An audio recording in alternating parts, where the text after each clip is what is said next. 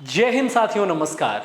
मैं हूं ललित व्यास पांडे और आपके औसत प्रोग्राम के अंतर्गत अगला वीडियो लेकर के आपके बीच में उपस्थित हुआ हूं। आप लोग बहुत अच्छे तरीके से अध्ययन कर रहे होंगे।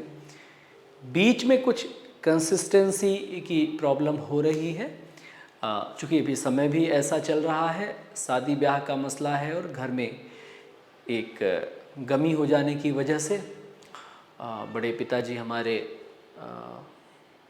नहीं रहे, तो इस वजह से कुछ कक्षाएं आपकी बाधित हुई। उसके लिए हम क्षमा प्रार्थी हैं। अब हम ये कोशिश करेंगे कि आगे की कक्षाएं आपकी निरंतर संचालित हो सके। तो जहाँ से हमने बंद किया था, क्वेश्चन नंबर 185 में हमने ये वीडियो रोका था, यानी कि आपने यहाँ तक की पढ़ाई कर ली थी, इतने क्वेश्चंस आपने कर लिए थे। अब हम आगे के क्वेश्चंस आपको बताते चलेंगे, ठीक है।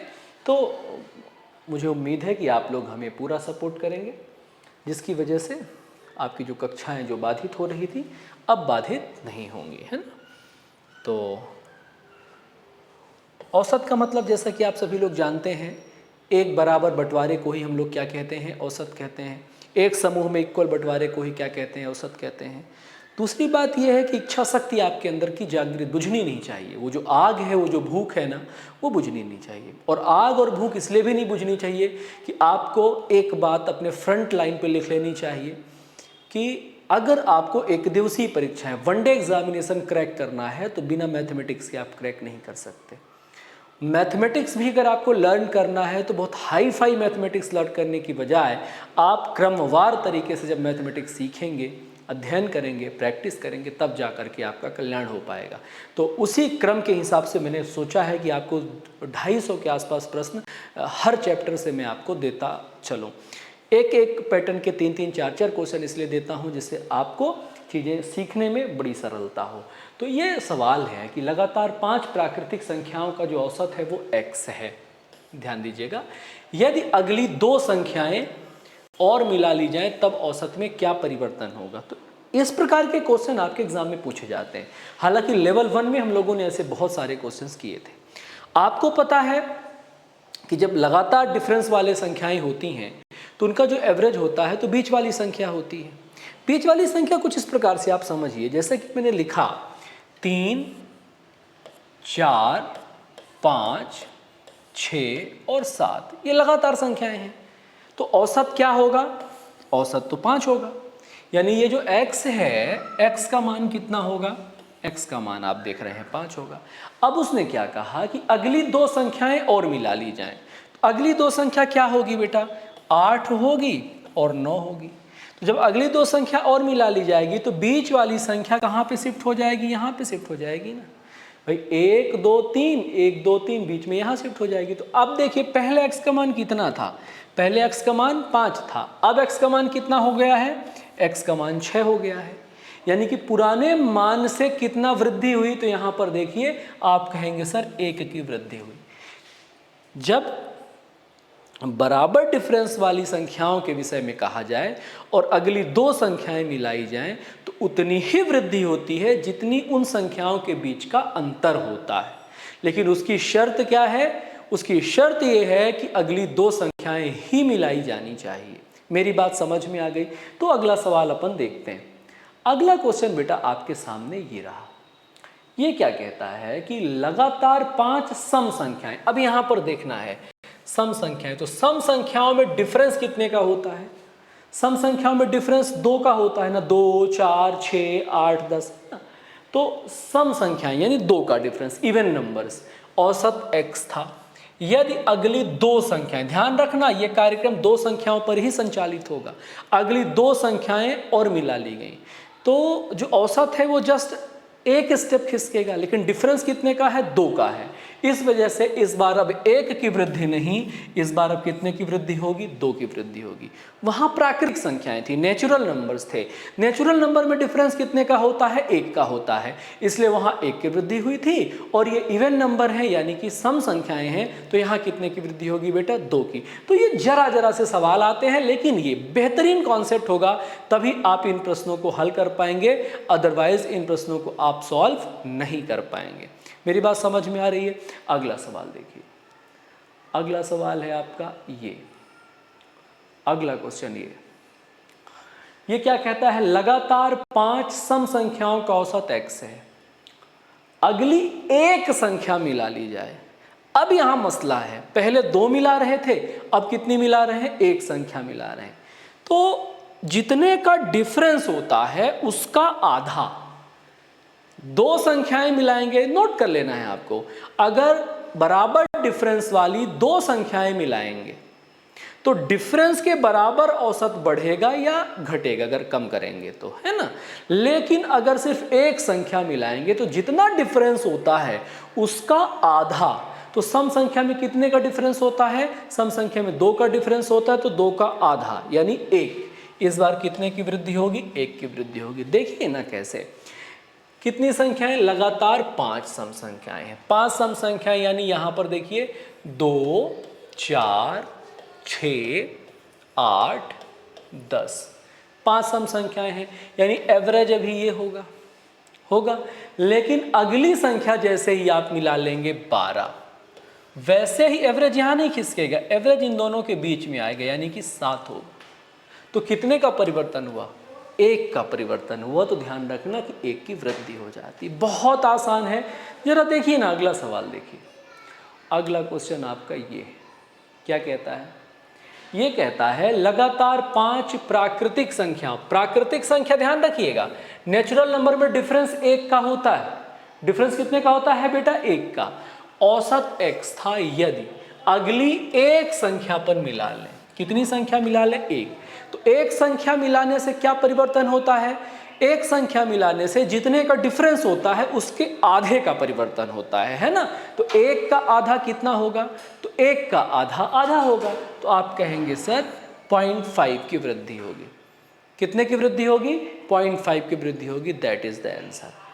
अगला देखिए जरा, अगला आपका ये क्वेश्चन है, क्या कहता है, लगातार 7 विषम संख्याओं का औसत, विषम यानी ऑड है तो क्या हुआ, डिफरेंस तो 2 का ही होता है ना भाई, 1, 3, 5, 7, 9, यही ऑड नंबर्स है ना। तो इनके बीच में डिफरेंस कितने का होता है, इनके बीच में डिफरेंस तो 2 का ही होता है ना, है ना। तो ये ध्यान रखना है कि अगली एक संख्या मिला ली जाए, अगली एक मिलाई, डिफरेंस होता है 2 का, तो 1 का आधा, डिफरेंस 2 का होता है तो 2 का आधा, 2 का आधा यानी 1। आप कहेंगे सर x+1 होगा। कितना होगा, x+1 होगा। क्लियर है। अगला देखिए ये संख्या, लगातार 17 ऑड नंबर्स का एवरेज x था, लगातार 17 विषम संख्याओं का औसत कितना था, x था। यदि अगली 2 संख्या और मिला लें, भाई एक बात बताइए, विषम संख्या में डिफरेंस कितने का होता है, आप कहेंगे सर 2 का होता है। तो एक संख्या मिलाते हैं तो डिफरेंस का आधा, 2 संख्या मिलाते हैं तो उतना ही बढ़ता है जितना डिफरेंस होता है। आप कहेंगे सर x+2। क्लियर बात है। चलिए अगला सवाल है ये, 24 के किन्हीं लगातार 25 गुणजों का औसत n था। अच्छी बात है।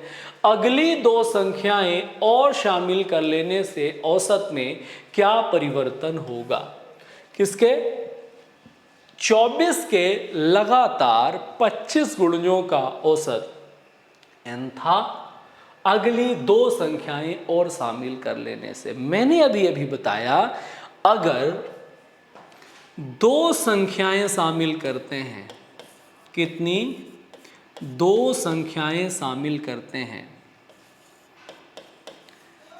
तब औसत डिफरेंस के बराबर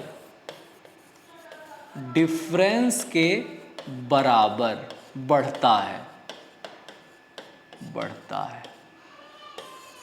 अब ये बताइए आप कि ये जो 24 के मल्टीपल हैं तो गुणज कितने के होंगे, इनके बीच में डिफरेंस कितने का होगा। तो मैंने आपको पहले ही बताया, संख्याएं जिसके मल्टीपल के फॉर्म में होती हैं डिफरेंस भी उतना ही होता है, मतलब कि 24 ही उनके बीच का अंतर होगा। जैसे 24 है, 48 है, 72 है, लिख देता हूं मैं, जैसे 24 है, 48 है, 72 है। इनके बीच का जो अंतर है वो कितने कितने का चलेगा? 96 है, 120 है। इनके बीच का जो अंतर होगा वो कितना होगा?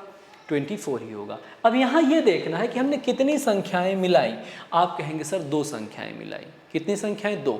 तो जब 2 संख्याएं मिलाते हैं तो उतना ही औसत बढ़ता है जितना उनके बीच का डिफरेंस होता है। तो आप कहेंगे सर n+24, n+48 नहीं, n+24।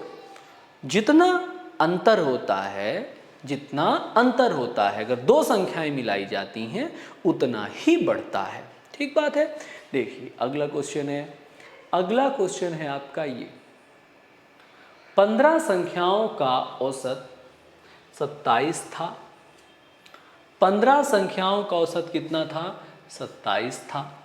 सभी आंकड़ों में 5 का गुणा करके 0.23 जोड़ दिया जाता है। पहले आपने सिंगल फॉर्मेट पढ़ा था, सिर्फ अपन ने क्या किया था? गुणा किया था। इसमें 2 काम करना है तो कोई दिक्कत नहीं है। पहले जो काम करने के लिए कहा जाए वो काम करें और बाद में जो काम करने के लिए कहा जाए वो काम करें। पहले औसत कितना था? 27 था। तो पहले वो क्या कहते हैं? 5 का गुणा कर दें। 5 का इसमें कर दीजिए मल्टीप्लाई, तो 35, 10 और 3 13। क्लियर है? 135 हो गया गुणा करने पे। फिर बोला 0.23 जोड़ दें, तो यहाँ पर 0.23 ऐड कर दें तो आपका इतना नया एवरेज हो जाएगा, है ना, 135.23। बहुत आसान क्वेश्चंस हैं। चलिए, आपने सारे कठिन क्वेश्चन तो पढ़ लिए, है ना। क्या कहता है? 15 संख्याओं का औसत 45 था। सभी आंकड़ों में 12 का गुणा करके 0.97 जोड़ दिया जाए। तो 12 का पहले गुणा कर दो, 12 × 5 60, 6 बचे, 12 चौके 48, 48 और 6 54, 540 और 0.97 जोड़ना है तो 540.97। ठीक है। अगला क्या कहता है? अगला कहता है ये थोड़ा सा अच्छा सवाल है। कहता है ABC का जो औसत है वो 6x है। AB और C का जो औसत है वो कितना है? 6x है। हमें पता है कि औसत बराबर क्या होता है? आंकड़ों का योगफल बटे आंकड़ों की संख्या, है ना बेटा। तो सबसे पहले हम आंकड़े कौन कौन से हैं? आप कहेंगे sir A + B + C divide by कितने आंकड़े? सर 3 आंकड़े, इक्वल्स टू कितना है? आप कहेंगे सर 6x है। क्रॉस मल्टीप्लाई कर देंगे इसमें से तो कितना हो जाएगा बेटा? आप कहेंगे सर A + B + C बराबर 18x। यहाँ तक ठीक है। अब वो कहते हैं कि A² B² और C² का औसत ज्ञात करें। तो फिर से आंकड़ों का योगफल यानी कि A² + B² + C² औसत यानी 3 आंकड़े, ये ज्ञात करना है।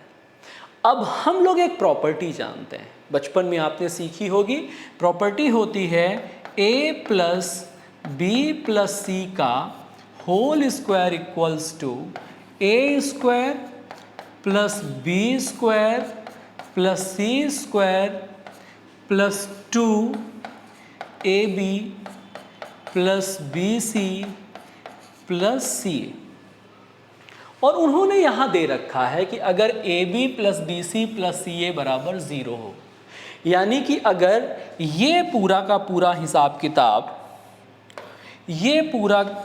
हिसाब किताब कितना हो जाए? 0, तो इसमें मल्टीप्लाई होके ये भी 0 हो जाए। यानी हम कह सकते हैं कि A + B + C का whole square equals to A² + B² + C²। बेटा कह सकते हैं। यानी जहां पर ये लिखा हो वहां पर ये पुट हो सकता है। इस कंडीशन के हिसाब से, सदैव नहीं, फिलहाल किसकी बात हो रही है? अगर AB + BC + C ये 0 हो गया है तो हम इसके स्थान पर इसको पुट कर सकते हैं। जरा देखिए, हमारे पास यही है A² + B² + C²। हम यहाँ पर ये पुट कर सकते हैं यहाँ पे, यानी A + B + C का होल स्क्वायर डिवाइड बाई 3। जरा देखिए कहीं हमें a प्लस बी प्लस सी की वैल्यू 18x तो नहीं दी है। आप कहेंगे सर जी बिल्कुल दी है, यानी हम लिख सकते हैं 18x का होल स्क्वायर अपॉन 3। अब कई बच्चे क्या करते हैं, यहीं पर इसको काट के 6x आंसर लिख देते हैं।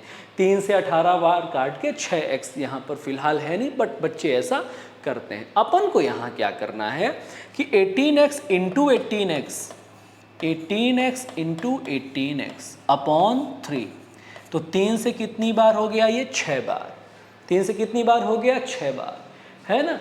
और 18 इंटू 6 कितना होता है, 18 इंटू 6 108 होता है ना। ये वाला ऑप्शन यहाँ पे गलत है, आपका आंसर होगा 108 एक्स स्क्वायर। कितना होगा बेटा, 108 एक्स स्क्वायर, ये आपका आंसर होगा। क्लियर है। तो आपको इस प्रकार से आंसर सॉल्व करना है, ठीक बात है। क्या करना है, सबसे पहले देखना है कि हमें कौन से आंकड़े दिए हैं। तो आप कहेंगे सर a, b और c दिया है, तो आंकड़ों का योगफल बटे आंकड़ों की संख्या a plus B plus C divide by 3 is equals to 6x। यहाँ पर कितना है, a plus B plus C बराबर 18x। यहाँ पर आपसे पूछा है a स्क्वायर बी स्क्वायर और सी स्क्वायर की का रेशियो क्या, औसत क्या होगा, तो औसत डिवाइड बाई 3 आंकड़े हैं। अब कंडीशन क्या होती है, कंडीशन ये होती है कि हम जानते हैं, क्या जानते हैं कि a plus B plus C का होल स्क्वायर बराबर a square plus B square plus C square plus 2ab plus B C plus C, और उन्होंने कंडीशन दे दी ab plus B C plus C का मान कितना है, 0 है। तो ये पूरा मान कैंसिल हो गया, यानी इसकी जगह पर हम ये पुट कर सकते हैं। यहाँ पर ये वैल्यू थी तो हमने कौन सी वैल्यू पुट कर दी, ये वाली, और a plus B plus C का मान 18x है, तो 18x इंटू 18x 3 से 6 बार, 18 इंटू 6 108 हो गया। क्लियर है मेरे बच्चों। अगला सवाल जरा देखते हैं, कुछ इसी किस्म का है ना। आप लोग फटाफट इसको म्यूट करके लगा भी सकते हैं, बराबर है। चलिए, ऑप्शन के हिसाब से मत सॉल्व करिएगा, आप जेन्युइन सॉल्व करिएगा। तो जब आप इसको सॉल्व करेंगे तो देखेंगे, क्या देखेंगे भाई, वही सवाल है same to same. A B C का औसत 5x है, तो अपन अब डायरेक्ट लिख सकते हैं a plus B plus C equals to 5 into 3, यहाँ 15x हो गया, 15x हो गया। अब a स्क्वायर बी स्क्वायर और सी स्क्वायर की वैल्यू चाहिए, a स्क्वायर बी स्क्वायर और सी स्क्वायर की वैल्यू चाहिए डिवाइड बाई 3, तो ये उसके मान के बराबर हो जाएगा। क्यों, क्योंकि A B plus B C plus C बराबर 0 है। तो हम लोग इसकी जगह पर क्या लिख सकते हैं, a plus B plus C का होल स्क्वायर, इस कंडीशन के हिसाब से, है ना। तो यहाँ पर लिख सकते हैं a plus B plus C का होल स्क्वायर डिवाइड बाई 3, और a प्लस बी प्लस सी की वैल्यू कितनी है, 15x, तो 15x into 15x divide by 3, 3 से कितनी बार, 5 बार, 15 इंटू 5 75x, कितने x, 75x, 75x आपका आंसर हो जाएगा। ठीक है। अगला सवाल देखिए, अगला क्वेश्चन देखिए, ये क्या कहता है, सेम सवाल है क्या, ए बी सी का औसत कितना है, 12x है। तो अब आप डायरेक्ट लिख सकते हैं 12 इंटू 3, 12, अब ये डायरेक्ट अब आपके दिमाग में ये फिट हो गया है, तो अब क्या लिख सकते हैं, 12 into 3 36x into 36x divide by 3, तो 3 से कितनी बार हो जाएगा, 3 से हो जाएगा ये 12 बार, 12 छंग 72, है ना, 12 छंग 72, 12 तियाँ 36, 36 और 7, 36 और 7 43 होता है शायद, 36 और 7 43, 432 एक्स स्क्वायर, कितना हो जाएगा, 432 एक्स स्क्वायर। क्लियर है। तो आप डायरेक्ट वन स्टेप में भी इसको उड़ा सकते हैं। अगला सवाल है, ये वो शानदार सवाल है। ये कहता है n संख्याओं का औसत n है और n संख्याओं का औसत m है, तो सभी संख्याओं का औसत ज्ञात करें। थोड़ी देर के लिए आप समझिए कि अगर मैं आपको कहूं कि 4 संख्याओं का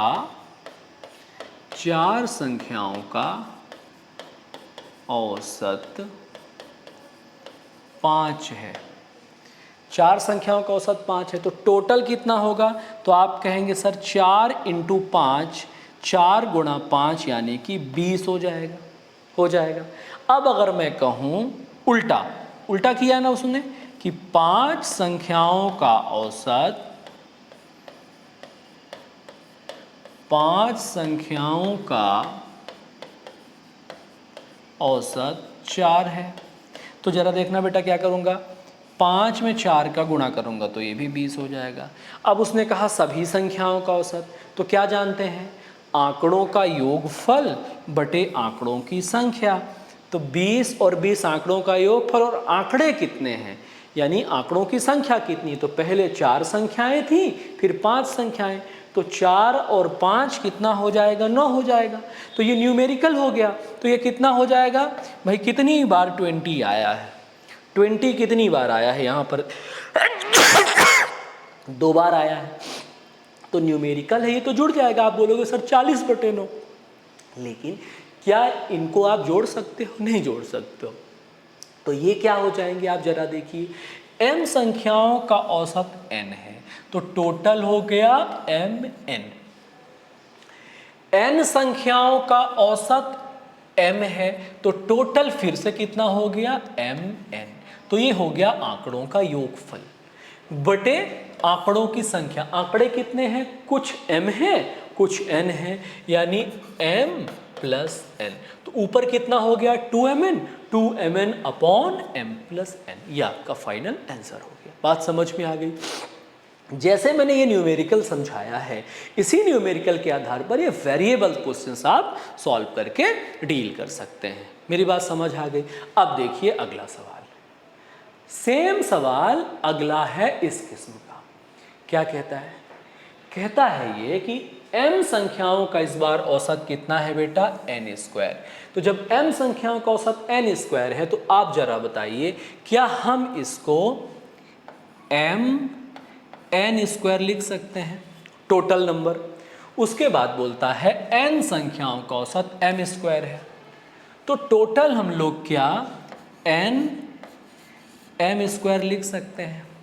अब इन दोनों को जोड़ देंगे, डिवाइड बाई आंकड़ों की संख्या, आंकड़ों का योग बटे आंकड़ों की संख्या। तो आंकड़ों की संख्या कितनी है, m प्लस n। ऊपर mn कॉमन ले सकते हैं क्या, ऊपर अगर mn हम लोग कॉमन ले लेंगे तो क्या बचेगा, तो बचेगा यहां से m और यहां से n, m प्लस n, और नीचे कितना है बेटा, m plus n, m plus n।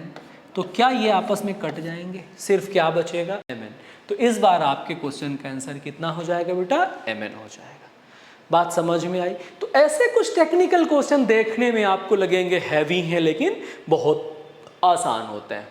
अब देखिए अगला सवाल, ये देखिए क्या कहते हैं ये भाई साहब। कहते हैं एक व्यक्ति हैं तथा उनकी पत्नी जी हैं जिनका विवाह 7 साल पहले हुआ। ये काम अच्छा कर लिया इन्होंने जो 7 साल पहले विवाह कर लिया है ना, नहीं तो कोरोना में फंस जाते बेचारे। उस समय उनकी जो औसत उम्र है वो 25 वर्ष थी। 7 साल पहले 25 वर्ष थी, बात समझिएगा। तो हमने आपको बहुत सारे सवाल ऐसे करवाए हैं। तो 25 साल का पति और 25 साल की ही पत्नी। तो अगर हम लोग वर्तमान में आएंगे तो दोनों 7-7 साल बड़े होंगे कि नहीं होंगे भाई, केवल पति थोड़ी बूढ़ा होगा, पत्नी भी बूढ़ी होगी, ध्यान रखिएगा, भले माने नहीं। तो अब ये टोटल देखो कितना हो गया, 50 और 14, 50 और 14 64 साल हो गए। 64 साल के हो गए दोनों मिलके पति पत्नी।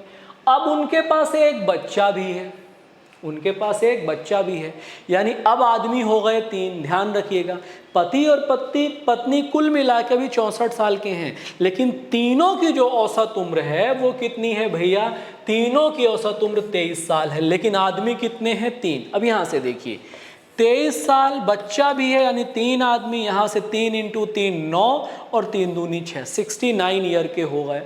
यहाँ 64 साल के पति पत्नी हैं, तो पति पत्नी को यहाँ से कर दो विदा, तो बचा कितना, बच्चा अपना बचा 5 साल का। बच्चा कितने का हो गया, 5 साल का। तो ये आपका 5 साल का बच्चा हो गया। तो इन सवालों में बहुत ज़्यादा उलझते नहीं है, बहुत शानदार और आसान सवाल होते हैं, है ना। तो इस प्रकार से क्वेश्चन नंबर 199 तक हमने आपको आज की क्लास में आपको बताया, है ना। इसके आगे की कक्षा में अब अगले वीडियो में लूँगा। तब तक के लिए आप लोग प्रैक्टिस करते रहिए, अभ्यास करते रहिए, जुड़े रहिए। वीडियो को इतना ज़्यादा शेयर करिए कि ज़रूरतमंदों तक पहुँचे, ठीक है। सबके पास इसका रिकमेंडेशन भेजिए और फाउंडेशन मैथ्स में बच्चों को प्रेरित करिए आने के लिए, को बहुत ही नॉमिनल फीस में बहुत अच्छा कंटेंट हम आपको देने की कोशिश करेंगे, है ना। अब बहुत विडंबना वाली बात हो जाती है, प्राकृतिक आपदाएं हमारे सामने हो जाती हैं, तो उसमें ना तो अपना बस है ना तो आपका बस है। अब वो प्राकृतिक आपदा की वजह से आपकी क्लासें थोड़ा सा डिस्टर्ब हुई, लेकिन अब अगर भगवान नहीं रूठते हैं तो सारी चीज़ें बेहतरीन और विधिवत चलती रहेंगी। आगामी परीक्षाएं हमारे कंट्रोल में होंगी, इसका यकीन दिलाते हैं हम आपको। और हम लेते हैं आज आपसे विदा, अगले वीडियो में फिर मिलेंगे। बहुत बहुत शुक्रिया, बहुत बहुत धन्यवाद, नमस्कार।